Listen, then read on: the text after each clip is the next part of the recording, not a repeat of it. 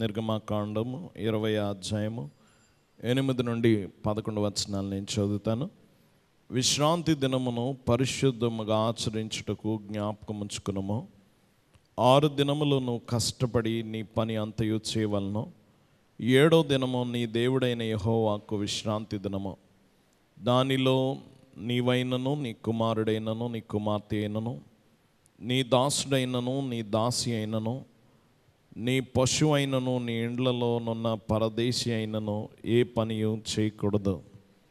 6 దినములలో యెహోవా ఆకాశమును భూమియు సముద్రమును వాటిలోని సమస్తమును సృజించి 7వ దినమున విశ్రమించెను. అందుచేత యెహోవా విశ్రాంతి దినమును ఆశీర్వదించి దాన్ని పరిశుద్ధపరచెను. ప్రార్థన చేసుకుందాం. దయానిధి ప్రేమ స్వరూపుడ గనుడా నీకు వందనాలు. దేవా, నీ ఆజ్ఞలను మేము ధ్యానము చేస్తూ ఉన్నాం ప్రభా.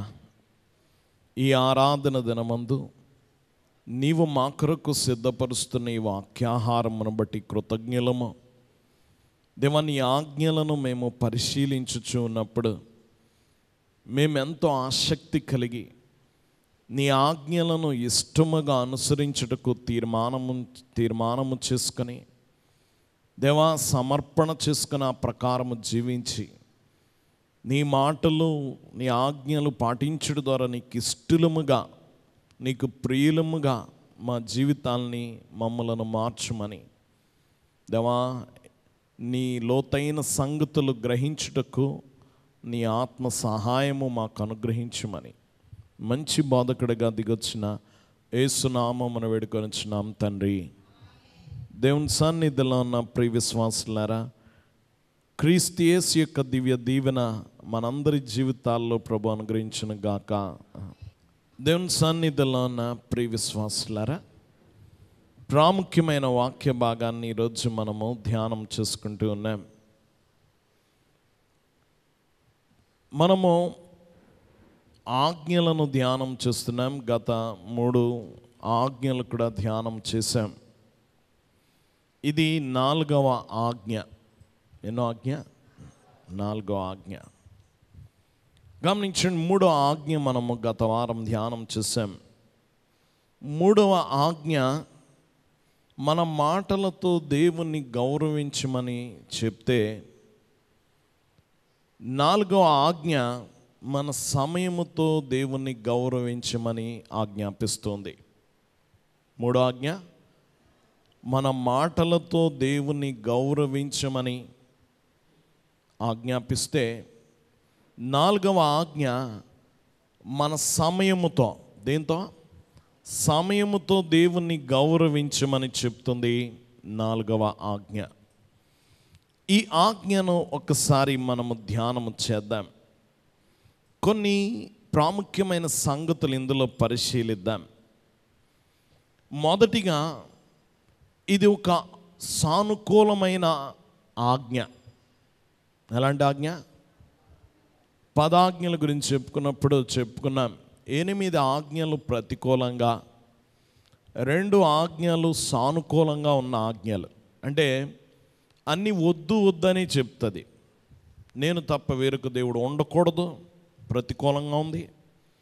విగ్రహం చేసుకోకూడదు, ప్రతికూలంగా ఉంది. ఆయన నామము వ్యర్థముగా ఉచ్చరించకూడదు, ప్రతికూలంగా ఉంది. నరహత్య చేయకూడదు, వ్యభిచరించకూడదు. గమనించండి, దొంగిలకూడదు, అబద్ధ సాక్ష్యం పలకకూడదు, పొరుగువానిది ఆశించకూడదు. అన్నీ కూడదు అని 8 ఆజ్ఞలు ఉండగా 2 సానుకూలమైన ఆజ్ఞలు. విశ్రాంతి దినమును పరిశుద్ధంగా ఆచరించండి. ఇది ప్రతికూలంగా లేదు. ఎలా ఉంది? సానుకూలంగా ఉంది.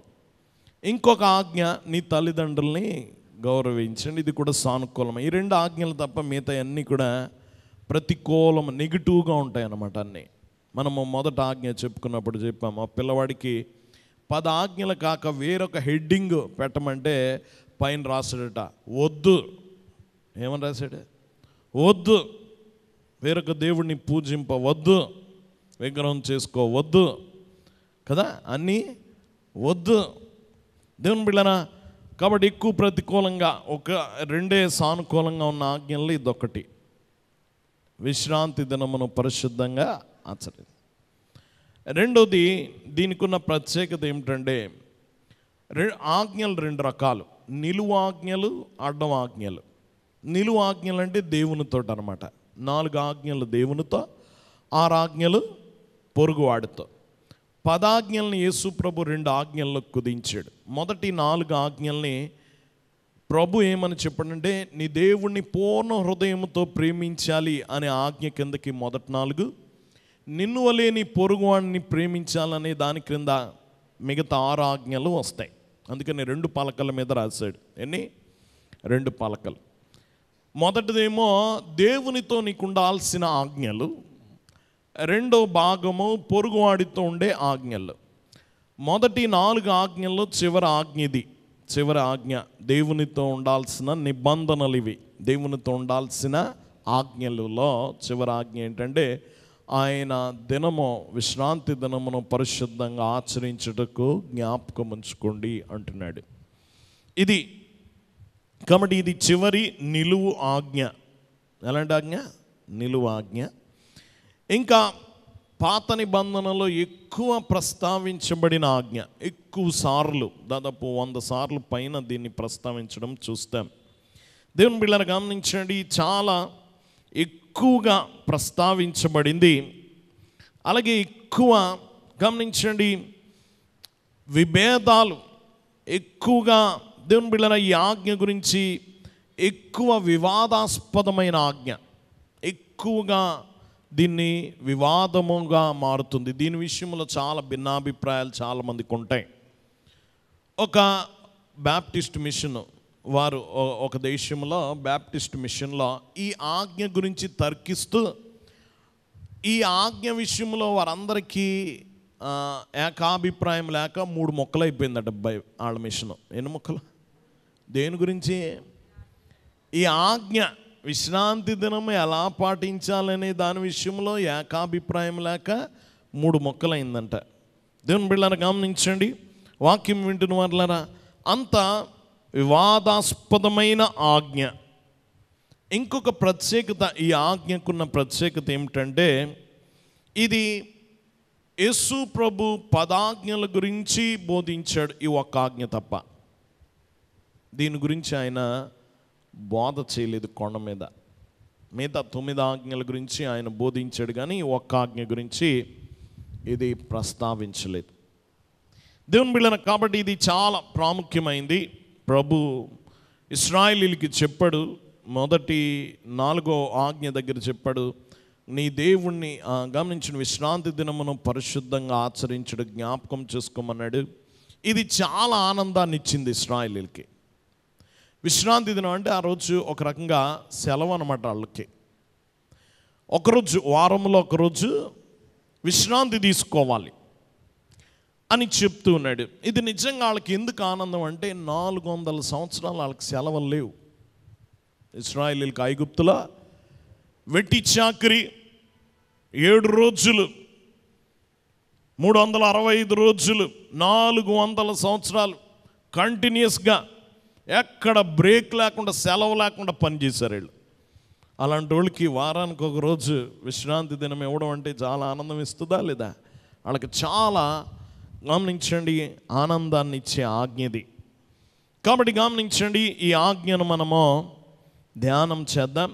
కొన్ని ఉద్దేశాలు, 5 ప్రాముఖ్యమైన ఉద్దేశాలు ఇందులో మొదటిగా మనం ధ్యానం చేయబోతున్నాం. ఈ ఆజ్ఞ యొక్క ఉద్దేశాలు, మొదటిగా ఈ ఆజ్ఞ ఏం చెప్తుంది అంటే, విశ్రాంతి తీసుకోవడం గుర్తించుకోండి. చెప్పండి, ఏం చేయాలా? విశ్రాంతి తీసుకోవడం గుర్తించుకోండి. విశ్రాంతి దినమును పరిశుద్ధంగా ఆచరించుటకు జ్ఞాపకం ఉంచుకోండి. ఈ ఆజ్ఞలో ఒక ప్రాముఖ్యమైన మాట ఏంటంటే, జ్ఞాపకం ఉంచుకో అంటున్నాడు. ఏం చేయాలా? జ్ఞాపకం ఉంచుకోవాలి. జ్ఞాపకం ఉంచుకోవడం అంటే, మనం జ్ఞాపకం ఉంచుకోవడం అంటే గుర్తు పెట్టుకోవడం కదా.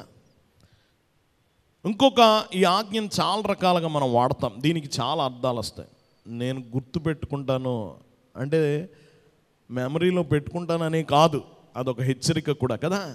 నీ అన్నమాట జ్ఞాపకం ఉంచుకుంటానులే అన్నాడంటే సహజంగా గుర్తించుకున్నట్టు కాదు, అదో హెచ్చరిక. అలాగే ఇక్కడ జ్ఞాపకం ఉంచుకోనండి అంటే దాని అర్థం కేవలం గుర్తించుకోవడం అని కాదు. హెబ్రీ పదం యొక్క అర్థం ఏమిటంటే ఇది నీ ప్రవర్తనను మార్చుకో అని అర్థం. నీ ప్రవర్తనను ఒకవేళ ఆ రోజు పాటించే అలవాటు లేకపోతే, ఆ రోజు నువ్వు ప్రత్యేకంగా చూడకపోతే, ఈ రోజు నుంచి మార్చుకొని వైఖరి, ఈ రోజు నుంచి దాన్ని మిగతా రోజుల్లా కాకుండా వేరుగా చూడడం నేర్చుకో అంటున్నాడు. జ్ఞాపకం ఉంచుకోమంటే దాని అర్థం. దేవుని బిడ్డలారా, దాదాపు 200 సార్లు బైబిల్లో గుర్తించుకో, జ్ఞాపకం ఉంచుకునే మాట ఉంటుంది. 200 సార్లు. ఎందుకు ఇన్నిసార్లు జ్ఞాపకం ఉంచుకోమని దేవుడు చెప్తున్నాడు బైబిల్ గ్రంథంలో అంటే, మర్చిపోయే స్వభావం మనకుంది గనక. మనం మర్చిపోవలసినవి గుర్తించుకుంటామో, గుర్తించుకోవాల్సినవి మర్చిపోతాం. దేవుని బిడ్డలారా, కాబట్టి పదే పదే జ్ఞాపకం ఉంచుకోమని, దేవుని బిడ్డలారా, అది మర్చిపోకుండా, నిర్లక్ష్యము చేయకుండా, ఈ ఆజ్ఞను ఎంత మాత్రము తేలికగా తీసుకోకుండా, దాన్ని నిర్లక్ష్య ధోరణి దాని ఎడల కనపరచకుండా ఉండండి ఈ ఆజ్ఞ ఎడల అని దేవుడు చెప్తూ ఉన్నాడు. ఇది చాలా ప్రాముఖ్యమైనది. ద్వితీయోపదేశ కాండములో కూడా ఈ ఆజ్ఞ మళ్ళీ దేవుడు ద్వితీయోపదేశ కాండం అనగా రెండోసారి చెప్పడం, దాంట్లో కూడా ఈ ఆజ్ఞ గురించి చెప్తాడు. 5వ అధ్యాయం 12వ వచనంలో, 5వ అధ్యాయము ద్వితీయోపదేశ కాండం 12వ వచనంలో, నీ దేవుడైన యెహోవా నీకు ఆజ్ఞాపించినట్లు విశ్రాంతి దినమును పరిశుద్ధముగా ఆచరించుము. 6 దినములు నీవు కష్టపడి నీ పనంతయు చేయవలనో, 7వ దినము నీ దేవుడైన యెహోవాకు విశ్రాంతి దినము. రెండోసారి మళ్ళీ చెప్పాడు దీని గురించి. దేవుని బిడ్డలారా, సబ్బాతు అని దాన్ని వాడతారు హెబ్రీ భాషలో. సబ్బాతు గమనించండి. సబ్బాత్ అనగా దాని అర్థం ఏమిటంటే 7వ రోజు అని మాత్రం కాదు, కానీ గమనించండి, నీవు శ్రమ నుండి విరమించుకోవలసిన దినం. శ్రమ నుండి విరమించుకోవలసిన దినం. 7వ దినం అని మాత్రం కాదు. ఆ రోజు నువ్వు శ్రమ నుండి విరమణ, శ్రమ నుండి దూరంగా ఉండవలసిన రోజు అని అర్థం వస్తుంది సబ్బాత్ అంటే. దేవుని బిడ్డలారా, గమనించండి, ఇది పని చేయని రోజు, సెలవు దినం. ఏం దినం? సెలవు దినం. విశ్రాంతి అంటే సేద తీరడం, స్థిమితంగా ఉండడం. పని చేసి కాసేపు కూర్చో, స్థిమితంగా ఉండు అంటారు కదా. నడిచి వచ్చారు, కూర్చోబెట్టి ఏం చేస్తా, స్థిమితంగా ఉండని, మాట్లాడద్దు, రెస్ట్ తీసుకోండి అంట. అలాంటి దినం అన్నమాట. దేవుని బిడ్డలారా, గమనించండి, ఈరోజు స్థిమితంగా ఎవరు ఉండలే. ఎవరిని అడిగినా ఎలా ఉన్నారండి అంటే అస్సలు ఖాళీ ఉండలేదండి. ప్రతి వాళ్ళు చెప్పడం ఏమని చెప్తారు? ఖాళీ ఉండదండి, బిజీగా ఉన్నాను ప్రతి వాళ్ళు చెప్పి. అది కూడా గొప్పగా మా అబ్బాయికి అసలు ఖాళీ ఉండదండి. ఖాళీగా ఉన్నాడు అంటే చెప్పుకోవడానికి సిగ్గుపడతాం చాలాసార్లు. అస్సలు ఊపిరాడదండి. ఊపిరాడదంటే అది జబ్బు అసలు జనరల్గా కదా. గమనించండి, ఊపిరాడకపోతే చచ్చిపోతారు. ఊపిరాడినంత బిజీగా పనిచేస్తున్నాడు అని చెప్పుకుంటారు.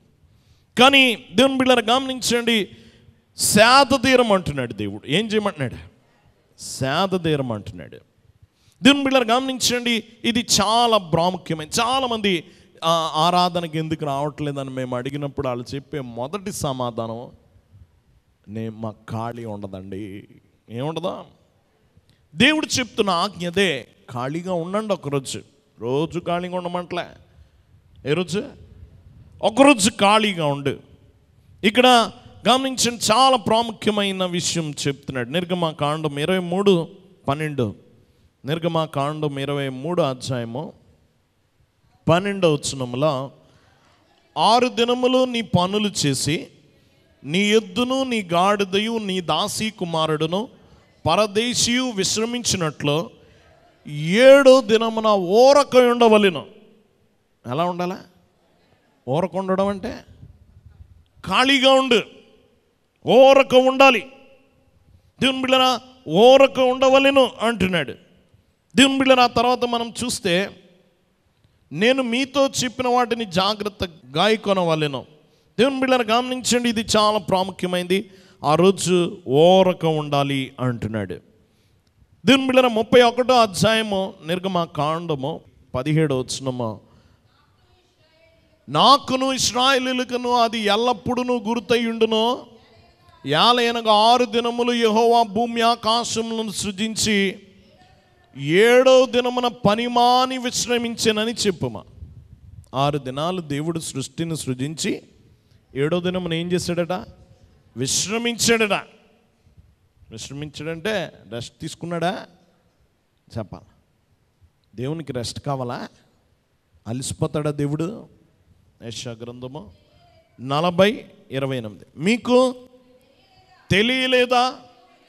నీవు వినలేదా? భూదిగంతములను సృజించిన యెహోవా నిత్యుడగు దేవుడు, ఆయన సొమ్మసిల్లడు అలియడు.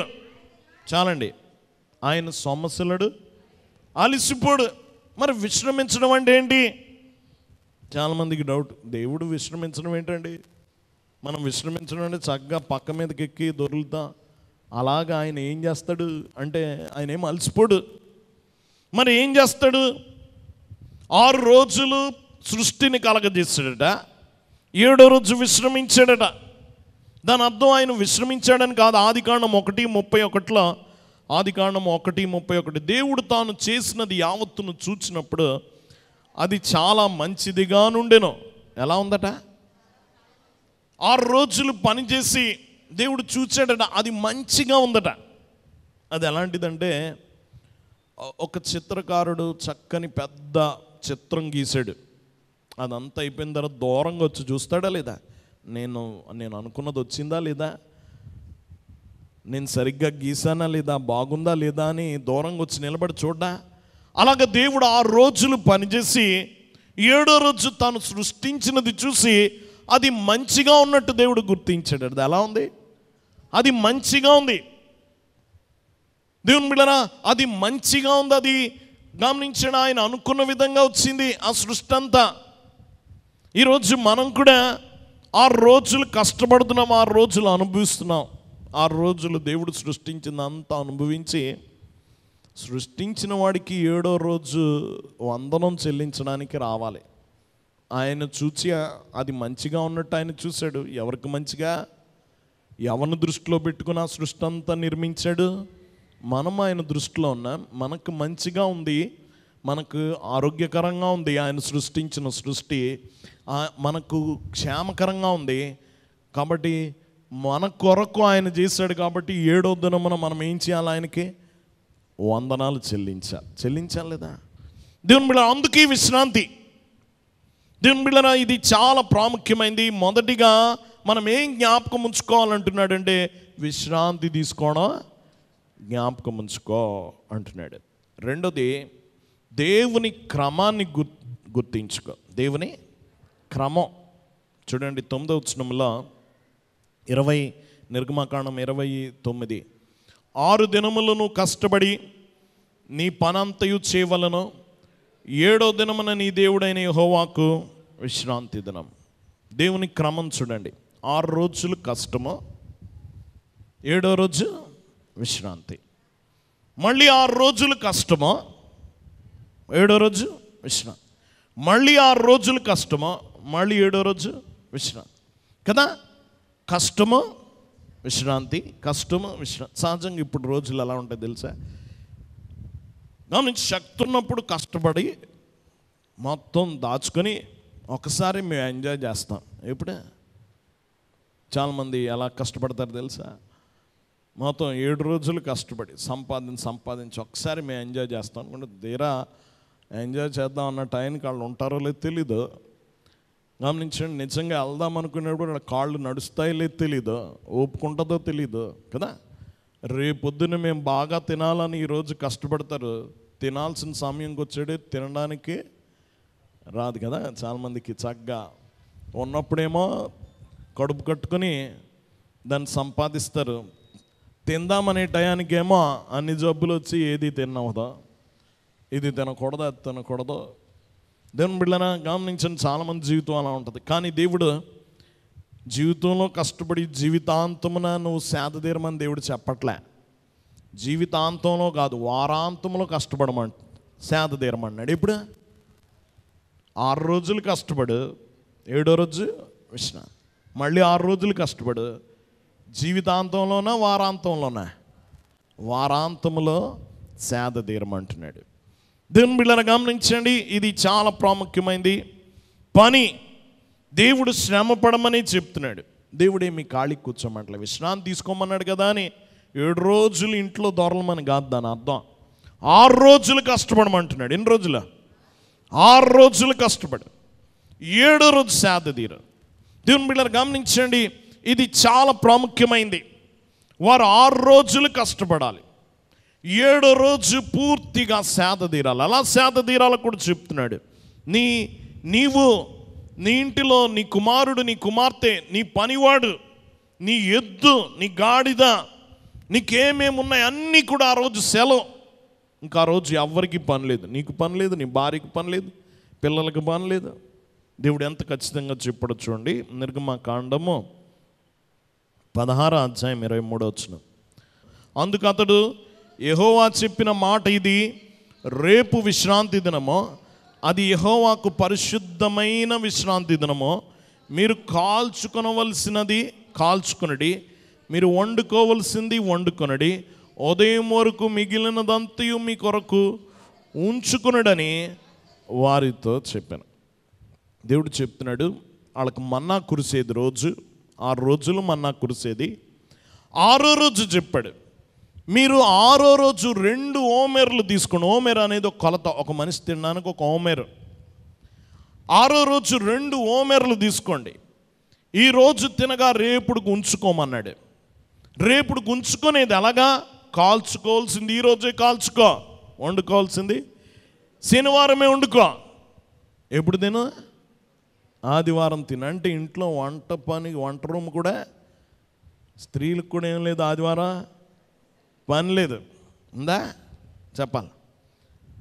పురుషుడు సెలవు, వంటగది సెలవు. గమనించండి, వ్యవసాయం దగ్గర ఎద్దులకి సెలవు, అన్నిటికీ సెలవు. ఏ రోజైనా ఏ రోజు సిద్ధపరచుకో, శనివారం. మనం సహజంగా మన వంట అంతా ఏ రోజు ఉంటుందా? చెప్పాలి, ఆదివారం పెట్టుకుంటాం కదా. అన్ని వంటలు ఆదివారమే. వీళ్ళకి ఆకలంతా ఏ రోజు అవుద్దా? ఆదివారం కోసమే బ్రతుకుతున్నట్టు కదా. చాలామంది ఎప్పుడు వదులుతారా గుడి, మార్కెట్కి వెళ్ళాలి, కూర తెచ్చుకోవాలి, వండుకోవాలి, ఇంకా వదలలేదు అనుకుని చాలామంది తిట్టుకునే వాళ్ళు ఉంటారు. అయ్యగారు అన్నారు ఆదివారం ఉపవాసం చేయమన్నారు. ఏ రోజు? ఆ రోజు. ఒకవేళ తిన్నా గమనించండి, ఆ రోజు కూరలు తెచ్చుకొని ఇవన్నీ ఆ రోజు పెట్టుకోవద్దన్నారు. ఏ రోజు చేసుకోవాలా? 6 రోజులు ఉన్నాయి కదా. గమనించిన 6 రోజులు చేసుకో. 7వ రోజు గమనించి నీకు వాక్యాహారమే విందు. ఏ విందు? నీకు ఇంటికాడ విందు ఉందనుకో, మన మనసు దీని మీద ఉంటుందా? దేని మీద? వాక్యం మీద ఉండదా? ఎంతసేపు ఇంటికి వెళ్ళాలా, బిర్యానీ వండాలా, చికెన్ వండాలి, మటన్ వండాలా, ఎంత పని. వాళ్ళ మనసులో ఏది వాడదు. ఇప్పుడు కుదలా వెళ్ళాలి, పని చేసుకోవాలి అన్నీ. మన మనసు అంతా ఆ గుమ్మల మీదకి, ఆ వాటి మీదకి లాగేస్తుంటే మన మనసు వాక్యం మీద ఉంటుందా? కాబట్టి ఈరోజు ఉపవాసం చేయడం మంచిది అన్నమాట. దేవుని బిడ్డలారా, ఆ రోజు వంటగదికి కూడా గాలి. ఆయన అంటున్నాడు, కాల్చుకోవాల్సింది కాల్చుకో, వండుకోవాల్సింది ఉంచుకో, మిగిలింది ఉంచుకో. ఏ రోజుకే? ఆదివారానికి. అంత పరిశుద్ధంగా ఆ రోజు ఏ పని చేయొద్దు అంటున్నాడు. దేవుని సంగమం గమనించండి, ఇది ఎంత ప్రాముఖ్యమైన విషయమో. పని చే. తెస్సలోనికైలకు 2వ పత్రికలో ఇంకా స్పష్టంగా చెప్తాడు. తెస్సలోనికైలకు రాసిన 2వ పత్రిక 3:10, 3వ అధ్యాయం 10వ వచనం. మరియు మేము మీ వద్ద ఉన్నప్పుడు ఎవడైనను పని చేయనొల్లని ఎడల వాడు భోజనము చేయకూడదని మీకు ఆజ్ఞాపించితిమి కదా. చాలండి. ఎవడైనా పని చేయకపోతే ఏం చేయకూడదట? ఎంత కష్టం కదా. నిజంగా ఇలాంటి ఆజ్ఞలు మనం పెట్టుకుంటే ఖాళీగా నెలల తరబడి కూర్చున్నవాడు అక్కడ ఉండడు కదా. పని లేకపోతే భోజనం లేదు. ఎంత చక్కని ఆజ్ఞ. ప్రతివాడు పరిగెడతాడు, ఇక నెలల తరబడి ఆకలితో ఉండలేడు కదా. పని ఉంటేనే భోజనం అని ఆజ్ఞాపించాడట. దేవుని బిడ్డలను గమనించండి, ఇది చాలా ప్రాముఖ్యమైనది. దేవుడు చెప్తున్నాడు విశ్రాంతి తప్పనిసరి, 6 రోజులు కష్టపడమంటున్నాడు, ఖాళీగా ఉండమనలే. దేవుని బిడ్డ 6 రోజులు పని, 6 రోజులు నువ్వు పని చేయాల్సిన. దేవుడు చాలామంది అనుకుంటారు పని అనేది పాప ఫలితం అనుకుంటారు. మనిషి పాపంలో పడిన తర్వాత శ్రమ పడడం మొదలుపెట్టాడు, భూమిని తవ్వాడు, వ్యవసాయం చేశాడు, అంతకుముందు పని లేదనుకుంటారు. దేవుడు అంతకుముందు పని చెప్పాడు ఆదాముకి, అదేమి పాప ఫలితం కాదు. ఈ తోటను ఖాయమన్నాడు, పని కాదా? పని చెప్పాడు దేవుడు. దేవుని బిడ్డలారా, పని చేయడం దేవుని ప్రణాళిక, పాప ఫలితం కాదు. దేవుడు కూడా ఎవరిని పిలుస్తాడు తెలుసా? పని చేసేవాడినే పిలుస్తాడు. ఆ మోషేని ఎప్పుడు పిలిచాడు? గొర్రెలు కాస్తున్నప్పుడు పిలిచాడు. దావీదుని ఎప్పుడు పిలిచాడు? రాజుగా గొర్రెలు కాస్తున్నప్పుడు పిలిచాడు. పేతురు యోహానుని దేవుడు ఎప్పుడు పిలిచాడు? చేపలు పడుతున్నప్పుడు పిలిచాడు. మత్తయిని ఎప్పుడు పిలిచాడు? సొంకప్పు మెట్టు దగ్గర కూర్చొని పని చేసుకుంటున్నప్పుడు పిలిచాడు. దేవుడు పని చేస్తున్న వారికే పని చెప్తాడు. పని చేయని సోమరి వారికి దేవుడు ఏం చెప్పడం? పని చెప్పడు. పని చేయడం దేవుని ప్రణాళిక.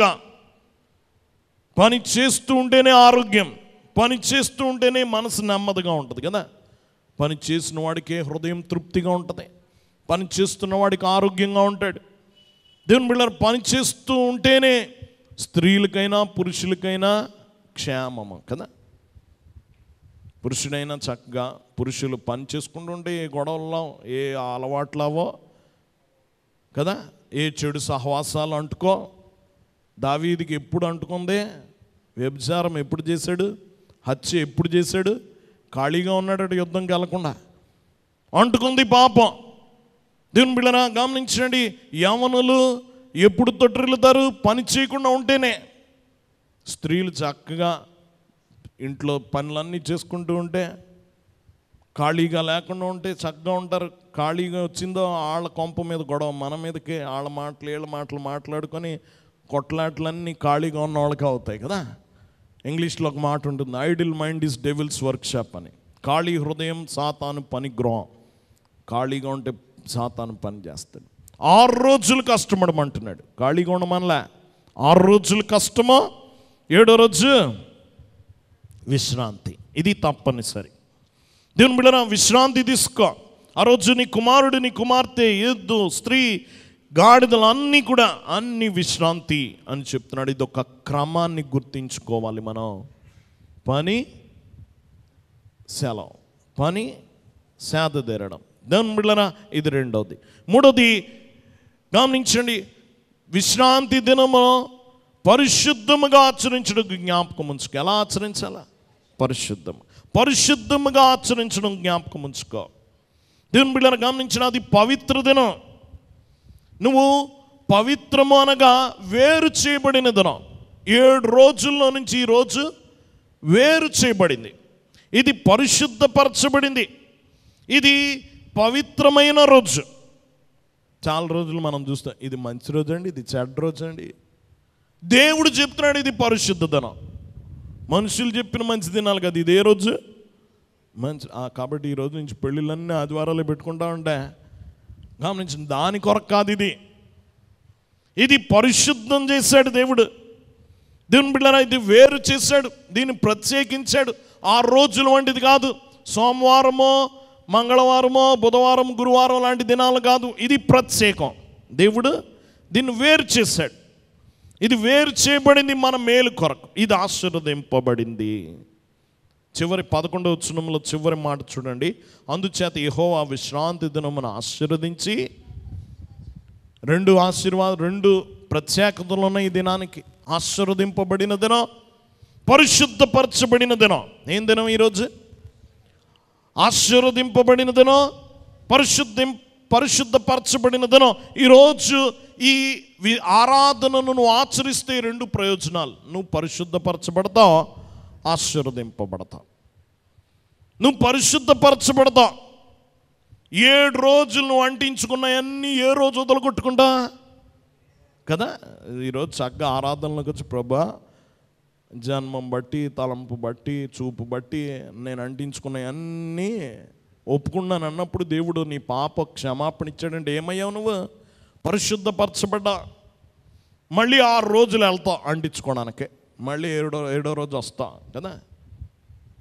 కావాలని దొరలం అనుకోండి, సహజంగానే మన మీద పాపం పడుతూ ఉంటుంది. శుద్ధి అవ్వాలి ఇప్పటికప్పుడు కదా. శుద్ధి అవ్వకపోతే మనకే సమస్య. చూడండి, మన ఒంటిలో కిడ్నీలు ఉంటాయి. రక్తం మొత్తం పైనుండి కిందకి తిరిగేటప్పటికి మలినం అవుతుంది, దోషాలు అంటుకుంటాయి. కిడ్నీ ఏం చేస్తుంది? శుద్ధి చేస్తుంది కదా, ప్యూరిఫై చేస్తుంది బ్లడ్ని. మళ్ళీ ఒళ్ళంతా తిరిగి మళ్ళీ అక్కడికి వెళ్ళేటప్పటికి మళ్ళీ శుద్ధం. ఇది కంటిన్యూస్గా జీవితకాలం అంతా జరిగే ప్రాసెస్ అనమాట. కిడ్నీ శుద్ధి చేయాలి. ఇది శుద్ధి చేయకపోతే వచ్చే నష్టం ఏంటంటే ఈ రక్తం జబ్బులతో పోరాడలేదు, త్వరగా వచ్చేస్తాయి జబ్బులు. ఇది ఎప్పటికప్పుడు శుద్ధి చేయడం ఈ కిడ్నీల పని. దేవుని బిడ్డలారా, అందుకనే కిడ్నీలు పోయిన వాళ్ళు ప్రతిసారి రోజు వెంబటి రోజు వెళ్ళి ఏం చేయాలా? ఈ పని చేయవు కనుక డయాలసిస్ చేయించి ఆ మిషన్లోకి వెళ్ళి ఆ రక్తం అంతా శుద్ధి అయ్యి వస్తుంది. అసలు 24 గంటలు జరగాల్సిన పని 2 రోజులకు ఒకసారి 1 గంట 2 గంటలు చేసి వస్తూ ఉంటాయి. దానివల్ల ఎన్ని సమస్యలు, మనకి ఎన్ని జబ్బులు. దేవుని బిడ్డలారా గమనించండి, ఇది శుద్ధి అయితే కానీ పోరాడలేదు. మనం కూడా అంతే. నువ్వు 6 రోజులు నీకున్న మలినాలన్నీ ఇక్కడ శుద్ధి చేసుకుంటే కానీ నువ్వు పోరాడలేవు. నీ శరీరంతో పోరాడే శక్తి రాదు. లోపల పోరాటం చేయలేవు, బయట పోరాటం చేయలేవు, ఆ దురాత్మలతో పోరాటం చేయలేవు, పాపముతో పోరాటం చేయలేవు, లోకముతో పోరాటం చేయలేవు. ఈ పోరాటం చేసే శక్తి ఏదిస్తుంది? ఆరాధనలో నీకు కలిగే పరిశుద్ధత. నీ పాపములు క్షమింపబడినప్పుడు నువ్వు నూతనపరచబడతావు, నూతన బలం పొందుకుంటావు. ఆరాధనలో పరిశుద్ధపరచబడిన దినం ఇందులో ఆచరించడం ద్వారా మనం పరిశుద్ధపరచబడతాం. రెండోది ఆశీర్వదింపబడిన దినం. ఏం దినం? ఆశీర్వదింపబడిన దినం. దేవుని బిడ్డలారా గమనించండి, ఇది చాలా ప్రాముఖ్యమైంది. ఇది ఆశీర్వదింపబడిన దినం. మనకి ఇందులోకి వస్తే దీవెన, ఇది ఆచరిస్తే దీవెన. దేవుని బిడ్డలారా, ఇది దేవుడు చెప్పినట్టు ఈ దినమును మసులుకుంటే దీవెన. కాబట్టి ఇది చాలా ప్రాముఖ్యమైంది. ఈరోజు మనము ఇది జ్ఞాపకం ఉంచుకోవాలి. పరిశుద్ధముగా ఆచరించడం జ్ఞాపకం ఉంచుకో. ఒకటి, విశ్రాంతి తీసుకోవడం జ్ఞాపకం ఉంచుకో. క్రమము పాటించడం, దేవుని క్రమం ఏంటో పాటించడం నేర్చుకో, జ్ఞాపకం ఉంచుకో. పరిశుద్ధంగా ఆచరించడం జ్ఞాపకం ఉంచుకో. నాలుగోదిగా ద్వితీయోపదేశ కాండము 5వ అధ్యాయము 15వ వచనం. నీవు ఐగుప్తు దేశమందు దాసుడు అయినప్పుడు నీ దేవుడైన యెహోవా బాహుబలము చేతను చాచిన చేతి చేతను నిన్ను అక్కడ నుండి రప్పించనని జ్ఞాపకము చేసుకునమో, అందుచేతను విశ్రాంతి దినం ఆచరింపవలనని నీ దేవుడైన యెహోవా నీకు ఆజ్ఞాపించును. ఎందుకు ఆచరించాలంటే ఇశ్రాయేలీయులకు చెప్తున్నాడు, దేవుడు నిన్ను దాసత్వం నుండి విడిపించాడు. దేవుడు చాచిన చేతితో బాహుబలముతో బలమైన కార్యాలు చేసి నిన్ను విడిపించాడు. కాబట్టి నువ్వేం చేయాలా? ఈ విశ్రాంతి దినమును ఆచరించి. విశ్రాంతి దినం ఎందుకు ఆచరించాలి? ఆ రోజు దేవుడు నీకు ఇచ్చిన విమోచన జ్ఞాపకం ఉంచుకో. చెప్పండి, ఏం జ్ఞాపకం ఉంచుకోవడానికి? దేవుడు మీకు ఇచ్చిన విమోచన, విడుదల, ఐగుప్తు బానిసత్వంలో నుండి దేవుడు నిన్ను విడిపించాడు అనేది నువ్వు జ్ఞాపకం చేసుకోవడానికి వారంలో ఒకరోజు ప్రత్యేకించాడు. ఈరోజు నువ్వు చేయాల్సిన పని, ఇశ్రాయేలు ఏం చేయాలా? ఐగుప్తులో మేము బానిసలమో, దేవుడు మమ్మల్ని విడిపించాడు, మమ్మల్ని తన బలమైన హస్తముతో విడిపించాడు. ఒకవేళ దేవుడు పూనుకోకపోతే ఇప్పటికీ మేము ఎందులో ఉండాలా? బానిసత్వంలో ఉండిపోయేవారం. దేవుడు మేలు చేశాడు కాబట్టి దేవానికి వందనాలని చెప్పడానికి ఈరోజు కేటాయించాడు. ఇది దేవుడి విమోచనను జ్ఞాపకం ఉంచుకునే దినం. దేవుని విమోచనను జ్ఞాపకం ఉంచుకో అంటున్నాడు. మనం పోయిన వారంలో స్వాతంత్ర దినోత్సవం జరుపుకున్నాం కదా, ఇండిపెండెన్స్ డే. ఎందుకు ఆ రోజు సెలవు? ఆ రోజు అన్ని కోట్లకు సెలవు. ఆఫీసులకు సెలవా? ఎందుకు ఆ రోజు జ్ఞాపకం చేసుకోవాలి. ఆ రోజు కదా మనము 200 ఏళ్ళు బానిసత్వంలో ఉన్నా, 200 ఏళ్ళు మన మీద పరాయి దేశస్థులు మనల్ని బానిసలు చేశారు.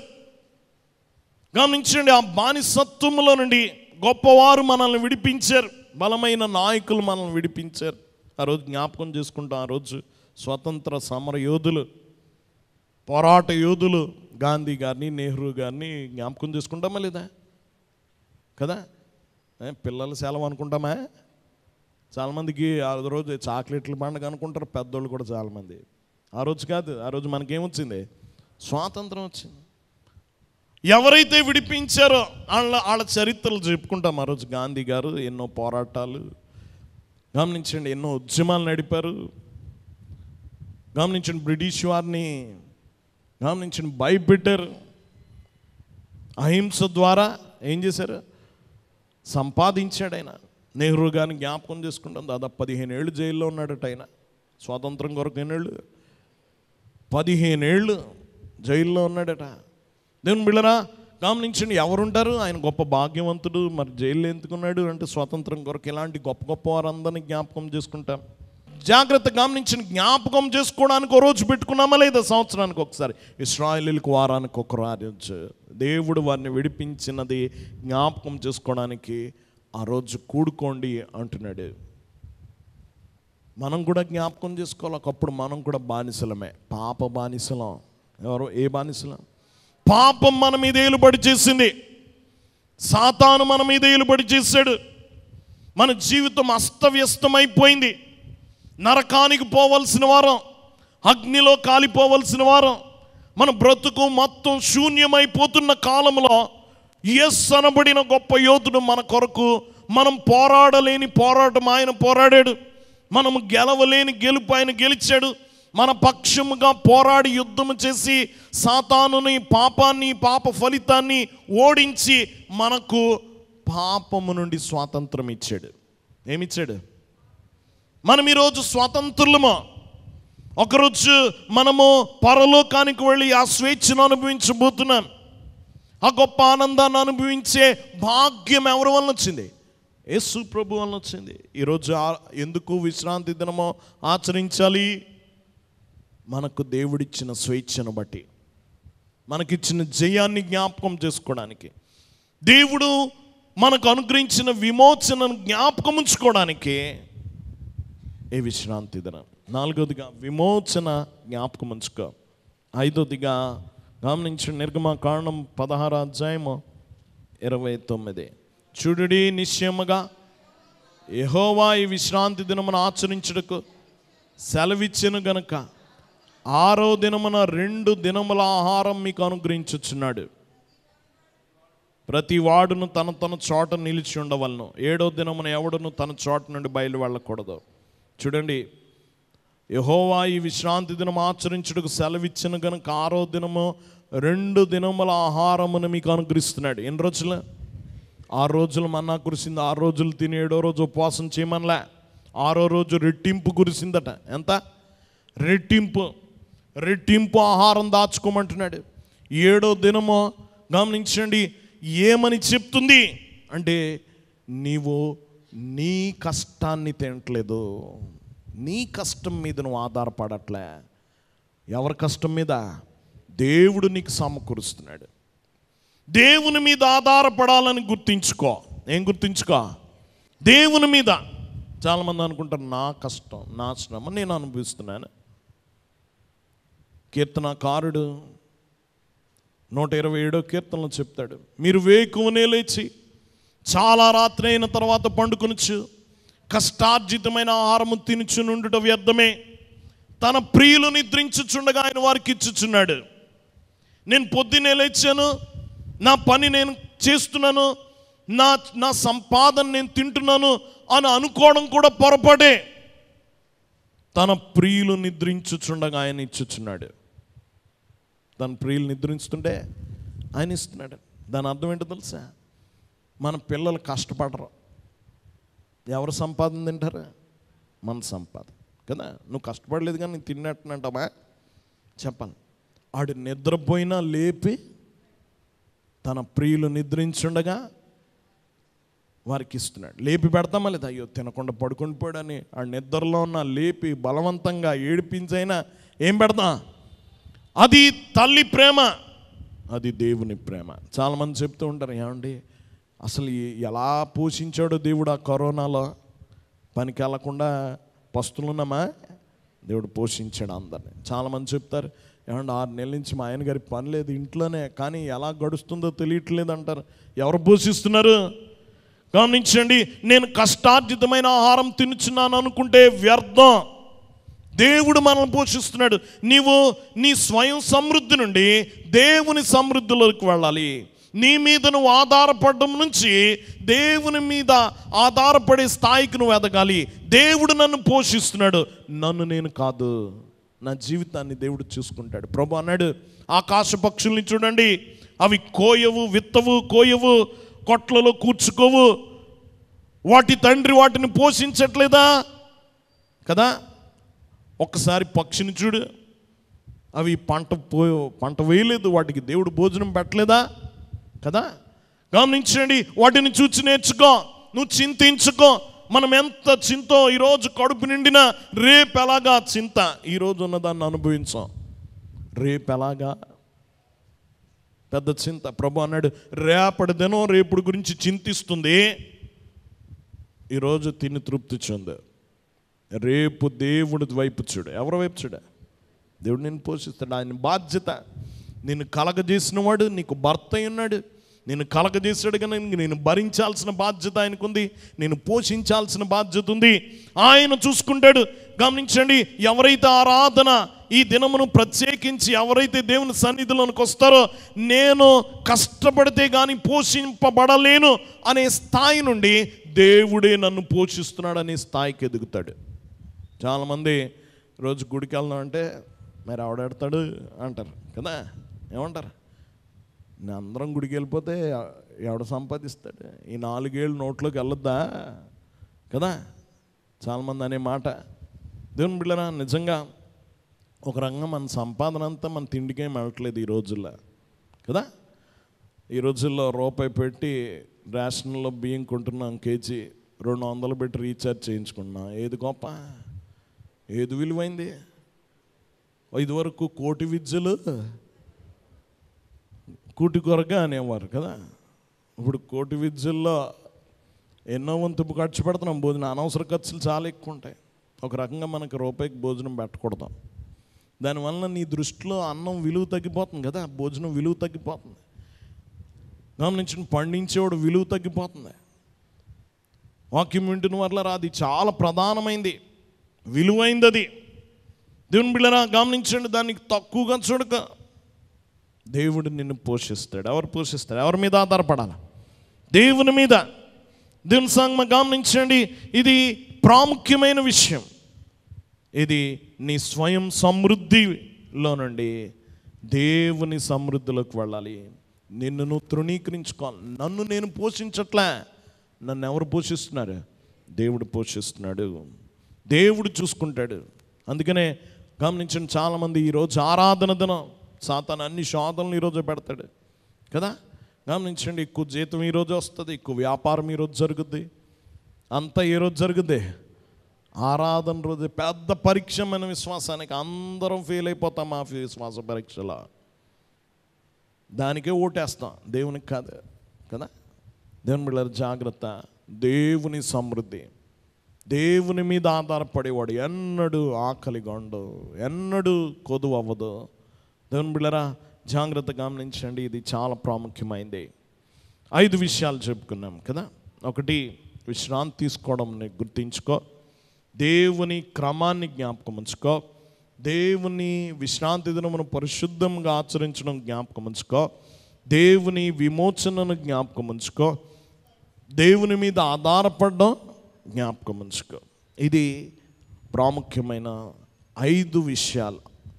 దేవుని బిడ్డలారా, ఇంకా మనం చూస్తే యేసు ప్రభు విశ్రాంతి దినాన్ని ఎలా పాటించాడు ప్రభు కాలంలో అంటే, 1 లూకా సువార్త 4:16 తర్వాత ఆయన తాను పెరిగిన నజరేతుకు వచ్చిన తన వాడుక చొప్పున విశ్రాంతి దినమందు సమాజ మందిరములోనికి వెళ్ళి. యేసు ప్రభుకి ఏ వాడుకుంది? విశ్రాంతి దినమందు సమాజ మందిరములకు వెళ్ళే వాడుకుంది, అలవాటు. వాడుకంటే నీకుందా అలవాటు? ప్రతి ఆదివారం ఎక్కడికి వెళ్ళాలా? ఆరాధనకి. మన యేసుకుంది, మన ప్రభువుకుంది ఆరాధనకు వెళ్ళే అలవాటు. నీకు కూడా ఏముండాలి? దీన్ని గౌరవించాడైనా. రెండోది గమనించండి, ఆయన ఆరాధన దినమందు సబ్బాతు దినమందు స్వస్థపరిచాడు లేదా? 6 సందర్భాల్లో చూస్తాం. విశ్రాంతి దినము ఇశ్రాయేలీలు ఎక్కువగా యూదులైన వారు ఆయన తప్పుపడడానికి కారణం ఆయన విశ్రాంతి దినమున స్వస్థపరచడమే. చాలా మార్లు ఆయన పట్టుకోవాలని చూసినప్పుడు కూడా ఆ రోగులు నిలబెట్టి చెప్పేవాడు, ముందు బాగు చేయకుండా లేపి నిలబెట్టి, విశ్రాంతి దినమున మేలు చీడు ధర్మమా, కీడు చీడు ధర్మమా, ప్రాణ రక్షణ ధర్మమా, ప్రాణ హత్య ధర్మమా అని అడిగాడు. వారికి ఏం జవాబు లేదు. అప్పుడు బాగు చేసేవాడు. ఒక రకంగా 6 సార్లు వారిని బాగు చేసి వారి కోపాన్ని రేపాడు. కానీ ఆయన చెప్తున్నాడు, మేలు చేయటే ధర్మమా. ఏది చేయడా? ఆ రోజు మంచి చేయి. ఇది రెండోది. యేసు విశ్రాంతి దినమందు గమనించండి, మంచి పని చేశాడు, స్వస్థపరిచాడు. మూడోదిగా గమనించండి, మనం చూస్తే విశ్రాంతి దినమునకు ఆయన ఏమై ఉన్నాడో చెప్తున్నాడు. మత్తయి సువార్త 12వ అధ్యాయము, మత్తయి సువార్త 12వ అధ్యాయం 6వ వచనం, 12:6. దేవాలయం కంటే గొప్పవాడు ఇక్కడున్నాడని మీతో చెప్తున్నాను, మరియు కనికరమునే కోరుచున్నాను కానీ బలిని నేను కోరనాను. వాక్య భాగం మీకు తెలిసి ఉంటే నిర్దోషులను దోషిగా తీర్పు తీర్చకపోదురు. కాగా మనుష్య కుమారుడు విశ్రాంతి దినమునకు ప్రభు అన్నాడు. విశ్రాంతి దినం మీద ప్రభు ఎవరు? యేసే. దీని మీద అధికారం ఎవరు? యేసే. విశ్రాంతి దినమున ఆయన ఆచరించాడు, విశ్రాంతి దినమున మేలు చేశాడు, తాను విశ్రాంతి దినమునకు ప్రభు అని ప్రకటించుకున్నాడు. విశ్రాంతి దినమునకు యేసు తాను ప్రభు అంటే దీని మీద యజమాని. సర్వ హక్కులు ఎవరికి ఉన్నాయి? యేసుకే ఉన్నాయి. ఇది మూడోదిగా విశ్రాంతి దినం గురించి ఆయన చెప్పింది.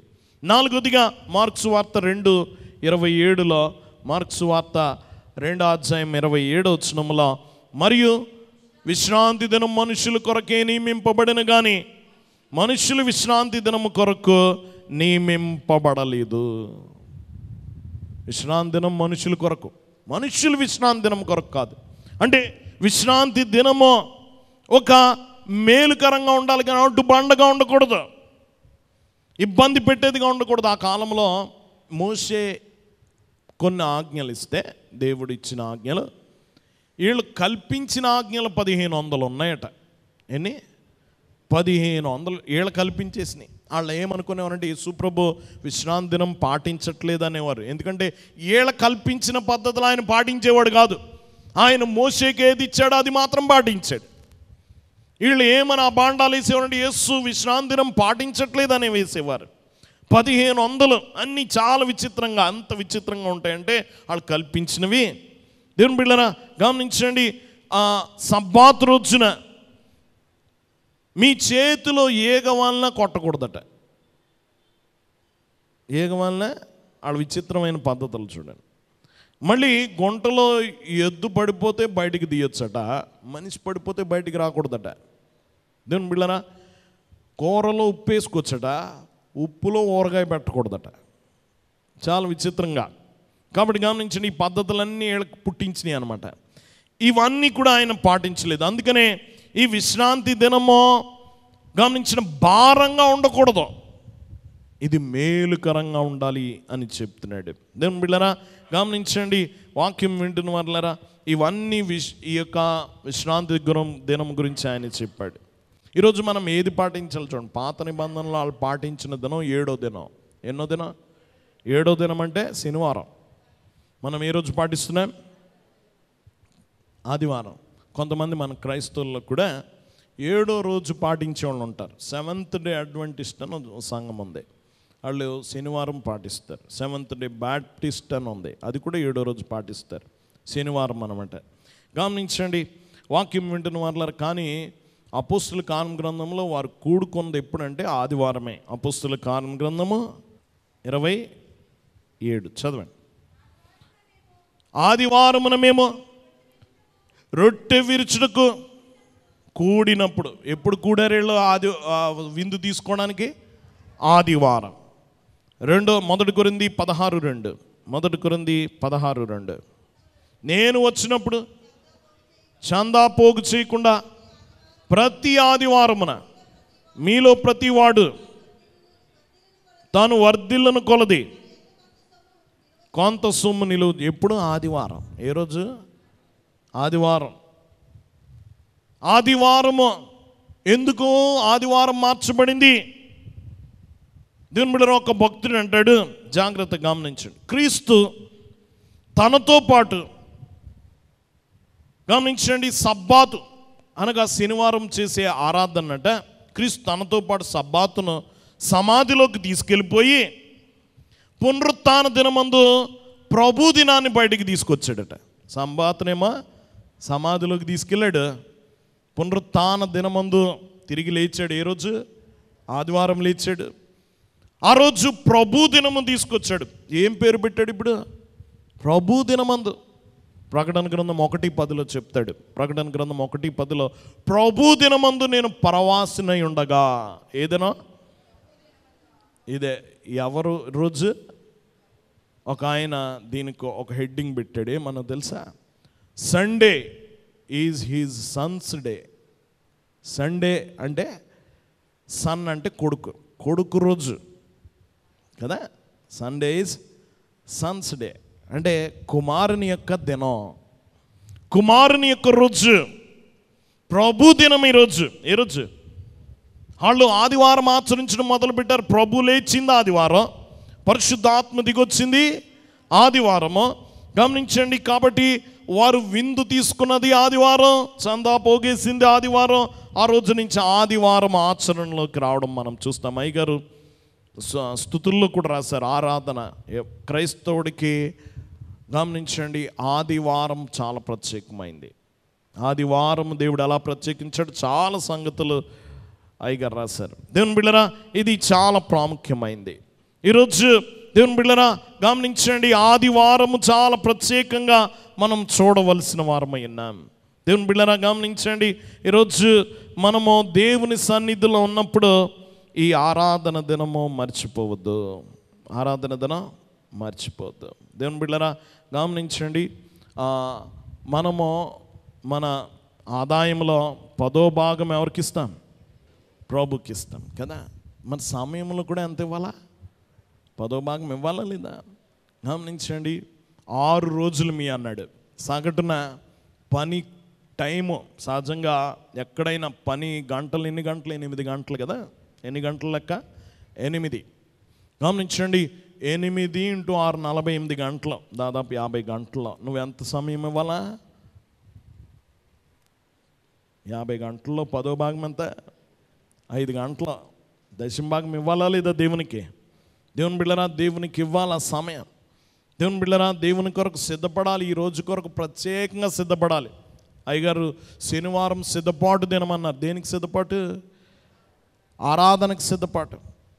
గమనించండి, ఇశ్రాయేలు సిద్ధపరచలేదు. ఆహారం మీరు ఎప్పుడు వండుకుంటారు? శనివారం రాత్రి వండుకోమన్నాడు. మనం కూడా అన్ని చాలామంది చక్కగా సిద్ధపరచుకుంటారు. రేపు పొద్దున వంట వండుకోవాలంటే ఈరోజు అన్నీ కోసుకొని జాగ్రత్త ఫ్రిడ్జ్లో పెట్టుకుంటారు చాలామంది. చక్కగా బట్టలు కానీ అన్నీ సిద్ధపరచుకుంటారు, కానుక అన్నీ సిద్ధపరచుకుంటారు. ఆదివారానికి కావాల్సిన సిద్ధపాటు ఈరోజు చేయాలా? ఆదరాబాదరగా అప్పుడే పరిగెత్తి గమనించండి, చేయడం కాదు. ఏ రోజు సిద్ధపడాలి? పరిశుద్ధంగా ఆచరించాలంటే సిద్ధపాటు కలిగి ఉండాలి. ఆరాధనకి సంఘముతో సమకూడాలి. ఆరాధన ఎలా చేయాలా? సంఘముతో. ఇంట్లో చేసుకోవడం కాదు. చాలామందికి ఇంట్లో చేసుకుంటే చాలా ఆరాధన అనుకుంటారు. ఒకప్పుడు లాక్డౌన్లో చేసుకున్నాం, పరిస్థితులు బాగోక. కానీ సంఘము, చాలామంది సంఘ సహవాసం కావాలి. ప్రభు రేపు సంఘాన్ని తీసుకెళ్ళడానికి వస్తాడు. నేను ఒక్కడనే తీసుకెళ్ళడం, ఎందులో కలిస్తే వెళ్తాం?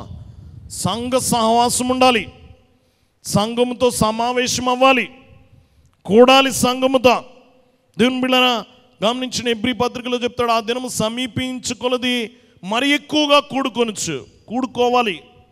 సహవాసం ఉండాలి, సంఘ సహవాసం. దేవుని బిడ్డలారా, ఇంకా ఇంకో ప్రాముఖ్యమైన సూచన ఏమిటంటే, ఈ ఆరాధన దినము, ఈ విశ్రాంతి దినమును పాటించు. నీవు రోజు పరిగెత్తుపోతుంది కాలం, వేగమైపోయింది. కొంచెం తగ్గించు, వేగాన్ని తగ్గించు. 6 రోజులు కష్టపడు, 7వ రోజు విశ్రాంతి దినం. ఈ రోజంతా ఇందులో ఈ విశ్రాంతి దినంలో మనం రోజంతా గుళ్ళో ఉండవు కదా, రోజంతా గుళ్ళో కూర్చోము, 2-3 గంటలు దేవుని సన్నిధిలో ఆరాధిస్తాం. మిగతా సమయం వెంటనే నీ వ్యాపారంలోకో పనిలోకో వెళ్ళిపోకు. ఆ రోజు నీ కుటుంబంతో కూర్చో, ఎవరితో? పిల్లలతో కూర్చో, వారితో గడుపు. గమనించిన ఎవరైనా దుఃఖంలో ఉంటే వారిని పలకరించు. ఈరోజు మాత్రం వెంటనే పనికి వెళ్ళక, ఈరోజు పూర్తిగా సెలవు. ఆరాధించడానికి సగం, నీ కుటుంబంతో గడపడానికి నీ కుటుంబంతో గడుపు, పిల్లలతో గడుపు. దేవుని బిడ్డలారా, ఇది చాలా ప్రాముఖ్యమైంది. చాలామంది దేవుడికి ఎవరో పిల్లలకి ఎవరో, ఎప్పుడు వ్యాపారం, ఎప్పుడు పని, ఖాళీ ఉండకుండా పొద్దున సాయంకాలం వరకు పని చేస్తే ఒకరోజు నీ పిల్లలకి నీ ప్రేమ తెలియదు, నీకు చూపించరు. నువ్వు వృద్ధాప్యమైన తర్వాత నిన్ను గిండేస్తారు బయటికి. ఎందుకంటే నువ్వు వాళ్ళని ప్రేమగా చూడలేదు, వాళ్ళకి సమయం కేటాయించలేదు. నీకెందుకు కేటాయిస్తారు? నీ నాలుగు గిండేస్తే చచ్చిపోయిన తర్వాత ఆయన గిండేస్తాడు. ఆయనకి సమయం ఇవ్వలేదు కదా. ఎవరికి ఇవ్వలే? ఆయనకి ఇవ్వలేదు. పిల్లలకి ఇక్కడ వీళ్ళు గెంటుతారు, అక్కడ ఆయన గెంటుతాడు. ఎందుకంటే నువ్వు ఆరాధన కూర్చోలే. దేవుని బిడ్డలారా, నీ పని అని నువ్వు పనులకు వెళ్ళిపోయా, దేవుని సన్నిధిలో కూర్చోలే, ఆయన ఆరాధించలే, ఆయన వాక్యం వినలే, ఆయన రాకడ కొరకు సిద్ధపడలే.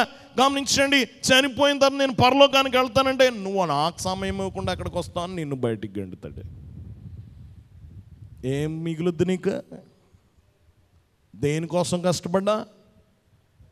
దేవుని బిడ్డలారా, నీ బిడ్డలతో గడుపు, నీ భార్యతో గడుపు. గమనించండి, ఆ రోజు పూర్తిగా నీ పరుగులో నుంచి విరమించుకో, నీ శ్రమ నుంచి విరమించుకో. దేవునికి సమయం, కుటుంబానికి సమయం. దేవుని బిడ్డలారా, గమనించండి, నువ్వు కుటుంబానికి సమయం చక్కగా వాళ్ళతో కూర్చొని మాట్లాడు. ఇది ప్రాముఖ్యమైంది. నీ విశ్రాంతి దినము దేవుని బిడ్డలారా, అనేకులను ఆదరించు. దేవుని బిడ్డలారా, దేవుని సన్నిధిలో గడుపు. ఈ విశ్రాంతి దినం నిన్ను నిత్య విశ్రాంతిలోకి తీసుకెళ్తుంది. ఈ విశ్రాంతి దినం ఎక్కడ తీసుకెళ్తుంది? పరలోక రాజ్యం, నిత్య విశ్రాంతి. ఆయన ఏం పిలిచాడు? నీకు విశ్రాంతిని ఇస్తానని పిలిచాడు. ఏమని పిలిచాడు? విశ్రాంతి. దేవుని బిడ్డలారా, ఆయన విశ్రాంతిని ఇస్తానని పిలిచాడు. ఈరోజు ఇది జ్ఞాపకం ఉంచుకొనివ్వు. ఏం జ్ఞాపకం ఉంచుకోవాలా? ఆయన విశ్రాంతి దినం మనం పాటించుట జ్ఞాపకం ఉంచుకో. మత్తయి సువార్త 11వ అధ్యాయము 28వ వచనములో, ప్రయాసపడి భారం మోసుకొనుచున్న సమస్త జనులారా నా యొద్దకు రండి, నేను మీకు విశ్రాంతి కలగజేతును. ప్రయాసపడుతున్న వారికి ఏమిస్తానన్నాడు? విశ్రాంతి కలగజేస్తాడు. ఎలాగిస్తాడో కింద చెప్తున్నాడు. నేను సాత్వికుడను, దేన మనసు గలవాడును గనుక మీ మీద నా కాడి ఎత్తుకొని నా యొద్ద నేర్చుకొనుడి, అప్పుడు మీ ప్రాణములకు విశ్రాంతి దొరుకును. ఎప్పుడు వస్తుంది విశ్రాంతి? ప్రయాసపడుతున్న వారందరినీ పిలుస్తున్నాడు, విశ్రాంతిని ఇస్తానని. ఆ విశ్రాంతి నీకు ఎలా దొరుకుతుంది? ఆయన కాడిని ఎత్తుకో. నీ కాడ ఆయన ఎత్తుకుంటాడు. ఆయన కాడిని ఎత్తుకో. ఆయన బాధ్యత నిర్వర్తించు. ఆయన సన్నిధిలో ఉండు, ఆయన ఆరాధించు, ఆయన సువార్త ప్రకటించు. ఆయన కాడిని ఎత్తుకో. నువ్వు లోకములో మోస్తున్న కాడి ఆయన మోస్తాడు, నీ భారం ఆయన భరిస్తాడు. అప్పుడు నీకేమొస్తుంది అంటున్నాడు? అప్పుడు మీ ప్రాణములకు విశ్రాంతి దొరుకును. మీ ప్రాణాలకి విశ్రాంతి దొరుకుతుంది. నిజ విశ్రాంతి క్రీస్తులో ఉంది. ఎందులో ఉంది? క్రీస్తులో పూర్తి విశ్రాంతి లభిస్తుంది. నిత్య జీవము, నిజమైన విశ్రాంతి ఇవ్వబోతున్నాడు. ఈ విశ్రాంతి దినం పాటించకపోతే నువ్వు ఆ విశ్రాంతిలోకి ప్రవేశించగలవా? దేవుని బిడ్డలారా, ఇప్పుడు ఆయన ఇస్తున్న విశ్రాంతి అందుకోకుండా రేపు పరలోకములో ఇవ్వబోయే విశ్రాంతి అందుకోగలవా? అందుకోలేవు. కనుక ఇది పాటించు. దేవుని బిడ్డలారా, ఈరోజు దేవుని సన్నిధిలోనికి వచ్చిన మనందరికీ దేవుడు చెప్తున్న మాట ఇది. విశ్రాంతి దినం పాటించు. దేవుని బిడ్డలారా గమనించండి, చాలా సంగతులు మనం తెలుసుకున్నాం ఈరోజు. విశ్రాంతి తీసుకోవడం మర్చిపోకు, జ్ఞాపకం ఉంచుకో. దేవుని బిడ్డలారా దేవుని యొక్క క్రమాన్ని పాటించు. కష్టపడు, 6 రోజులు కష్టపడు, నమ్మకంగా కష్టపడు. పని చేసేవాడిని దేవుడు ఇష్టపడతాడు. పని చేయుట క్రమం, పని చేయుట మేలు, పని చేయుట దీవెన. పని చేస్తూ గడిపేకో. ఒకరోజు విశ్రాంతి, ఒకరోజు విశ్రాంతి. గమనించిన 7 భాగాల్లో 6 రోజులు పని, 7వ భాగము విశ్రాంతి. ఇదే నిష్పత్తిలో 6 రోజులు ప్రయాస, ఒకరోజు విశ్రాంతి. గమనించిన ఇదే నిష్పత్తిలో నీ జీవితాన్ని గడుపు. ఇది నీకు మేలు చేస్తుంది. 3వది గమనించండి, పరిశుద్ధంగా ఆచరించు. ఏం చేస్తా? దేవుని బిడ్డలారా దేవుని రోజు పరిశుద్ధంగా ఆచరించు. ఆ రోజు ప్రతిష్ఠించే. నీ జీవితంలో ఎన్ని సంవత్సరాలున్నా ఆదివారము దేవునిది. ఆ రోజు ఎవరికి సమర్పించా, దాని మీద నీకే హక్కు లేదు. ఆ రోజు ఇంకెవరికి ఇవ్వకో. ఆ రోజు పెళ్లిగా ఖాళీ అయినండి వచ్చేస్తాను అనుకో. ఆ రోజు ఎవరికి ఇచ్చా? నువ్వు బాప్తిసం పొందిన రోజు దేవునికి ఇచ్చేసా. ఆ రోజు ఖాళీ కాదు. గమనించండి, ఆ రోజు ఖాళీ అనుకో. మిగతా ఏ రోజు బిజీగా ఉన్న ఆ రోజు ఖాళీ అనొచ్చు, కానీ ఆదివారం నాకు ఖాళీ అనుకో. ఆ రోజు నీది కాదు. నీ జీవితంలో ఉన్న మొత్తం ఆదివారాలు ఎవరికి రాసిచ్చా? దేవునికి ఇచ్చావు. నీది కాదు. దాని మీద నీకే హక్కు లేదు. ఇప్పుడు దాన్ని పరిశుద్ధపరిచాడు, ప్రత్యేకించాడు. గమనించండి, 4వదిగా దేవుని విమోచన జ్ఞాపకం ఉంచుకో. ఆ రోజు ఏం జ్ఞాపకం ఉంచుకో? దేవుడు నిన్ను విడిపించాడు. గమనించండి, నువ్వు చెప్పాలి ఆ రోజు, దేవా నా రక్షణకై నీకు వందనాలు, నన్ను విడిపించావు నీకు వందనాలు, నా కొరకు రక్తం గార్చావు నీకు వందనాలు, ప్రాణం పెట్టావు నీకు వందనాలు, నా కోసం పోరాడి నా కోసం గెలిచి నాకు విడుదల ఇచ్చావు నీకు వందనాలని చెప్పు. 5వదిగా గమనించండి, నువ్వు దేవుని మీద ఆధారపడు. దేవుని మీద ఆనుకునే జీవితాన్ని నువ్వు జ్ఞాపకం ఉంచుకు. విశ్రాంతి దినం పాటించడం ద్వారా నేను పూర్తిగా దేవుని మీద ఆధారపడుతున్నానని చెప్పు లోకానికి. గమనించండి, లోకం అనొచ్చు, మీకు అంత ఖాళీయా, ఆ రోజు ఎంత సొమ్ము వస్తుంది, ఎందుకు టైం వేస్ట్ చేస్తాం అనొచ్చు. నేను బతికేది నా జీతం మీద కాదు, నేను తింటుంది నా తిండి కాదు, నా కష్టార్జితం కాదు, నన్ను దేవుడు పోషిస్తున్నాడు. ఆయనకి నేనేమి ఇవ్వాలా? ఆ రోజు దేవునికి ఇవ్వాల్సిందే. దేవుని బిడ్డలారా గమనించండి, దేవునికి ఇవి నీ సమయాన్ని దేవుని సన్నిధిలో గడుపు. అలాంటి ధన్యత ప్రభు మనెల్లరికి అనుగ్రహించును గాక. ఆమేన్. మోకరించుకుందాం. దయనిధి ప్రేమ స్వరూపుడ మహోన్నతుడా, ఈ దినం నీ వాక్యంలో నుండి మాతో మాట్లాడు. ఈ 4 ఆజ్ఞను మేము విని ఉండగా మా అందరి జీవితాల్లో ఈ వాక్యం ఫలింపచేసి పరిశుద్ధపరచుము. దేవా, నీ వాక్యానికి నీ ఆజ్ఞలకు విరుద్ధంగా మేము నడవకుండా మా అపరాధములు దిద్దుకొని, మా పాపములు ఎదుట ఒప్పుకొని, నీ క్షమాపణ పొందుకొని, మా జీవితాన్ని మార్చుకొని, పరివర్తన పొంది పరిశుద్ధంగా నీ దినమును ఆచరించి ఈ దినములో నువ్వు దాచుంచిన పరిశుద్ధతను, ఆశీర్వాదములను మేము అందుకొనగల ధన్యత దయచేయమని యేసు నామమున వేడుకొనుచున్నాం తండ్రి. ఆమేన్.